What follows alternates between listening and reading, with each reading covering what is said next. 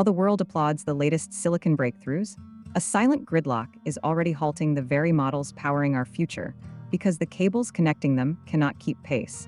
I am blue, and I will dissect the structural fractures where ambition outstrips infrastructure, revealing why the most expensive AI chip in history is useless without the fiber optics to feed it.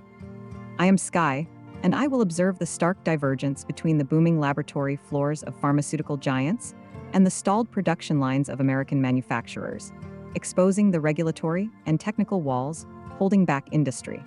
We are here to examine the specific infrastructure equity that is quietly eclipsing Micron in 2026, separating market panic from the actual earnings mechanics driving this unexpected market leader. While the industry fixates on NVIDIA's silicon scaling, recent partnership announcements between NVIDIA and Corning suggest a critical dependency shift toward optical infrastructure. We are starting to observe that bandwidth capacity, not just compute density, may be the emerging constraint for large-scale model training. That framing overlooks the current redundancy in the network.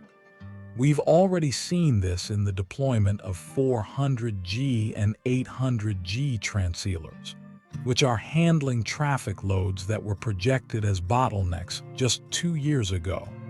The assumption that fiber is the sole limiter ignores parallel improvements in coherent detection and modulation formats that are expanding capacity without proportional physical infrastructure upgrades.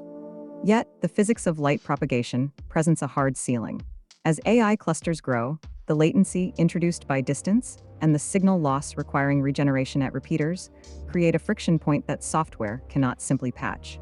We can only speculate that future models will demand a re-engineering of the fiber plant itself, moving beyond simple upgrades to a complete architectural overhaul of how data travels. Your reliance on hard ceilings ignores the dynamic nature of wavelength division multiplexing.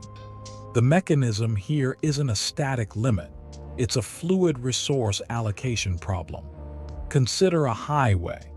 Adding lanes is the traditional fix, but the real shock is realizing that the road itself, the fiber strand, can be transformed into a multi-lane superhighway simply by changing the light's frequency, effectively multiplying capacity by orders of magnitude without laying a single new cable. This suggests the bottleneck is not the medium's inherent speed, but our current utilization protocols. It is not merely plumbing, it is the nervous system's synaptic gap. The friction is in the conversion between electrical and optical domains at the edge of the cluster, where every conversion introduces noise and latency that compounds across thousands of nodes. The invisible mechanism we are revealing is that the AI model's intelligence is capped by the speed at which weights can be pushed across the optical backbone, regardless of the chip's arithmetic logic unit speed. That is a reframing worth considering. The next leap in AI capability may not come from a new GPU architecture, but from a breakthrough in optical signal integrity that allows us to push data at the speed of light without the traditional loss penalties. In the end, the listener takeaway is this. Watching for the next revolution, we must look past the silicon die and examine the glass strands carrying the weights. The future of AI training depends on the physics of photons, not just the math of matrices. It's striking how we're watching two very different worlds spin on the same axis, where pharma companies are racing to deploy AI models to predict molecular structures. While right here on the factory floor, the same technology seems to be hitting a wall of hesitation. That hesitation isn't just fear.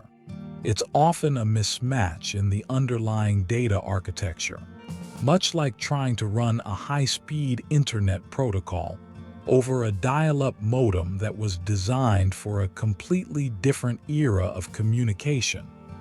But that might be overstating the technical hurdle. Perhaps the real issue is that the regulatory framework for physical goods is so rigid that it treats every AI suggestion as a potential liability, whereas the digital nature of drug trials allows for a different kind of iterative testing that just doesn't exist in a factory filled with expensive machinery. If we let that regulatory caution harden into a refusal to adapt, the consequence for the listener is that the cost of everyday goods rises not because of scarcity, but because the innovation that could lower those costs is being strangled by a system designed to prevent mistakes rather than enable efficiency.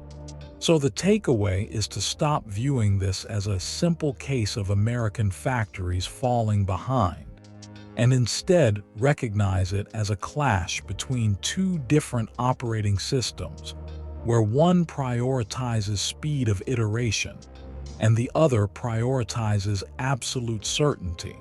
And we need to find a way to bridge that gap without breaking the machine. Everyone is screaming about the AI chip war, yet the real money in 2026 seems to be hiding in a boring infrastructure play that has Micron looking like a also-ran. That framing ignores the nuance.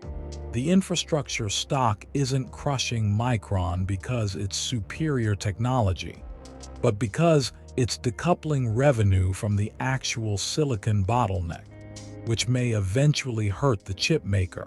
Recent reports show that, while Micron's margins are bleeding on custom logic designs, this alternative player is seeing earnings mechanics driven purely by data center power delivery contracts that are starting to scale regardless of who wins the chip war. You're missing the hidden motive here. They aren't building better chips. They are essentially acting as a toll booth for the energy grid, and that distinction changes everything about valuation. Wait, if they're just a toll booth, isn't that a trap? What happens when the grid upgrades slow down or regulatory friction hits? So the benefit of being essential infrastructure is actually a trap because it ties your growth to a single, fragile utility schedule rather than scalable silicon demand.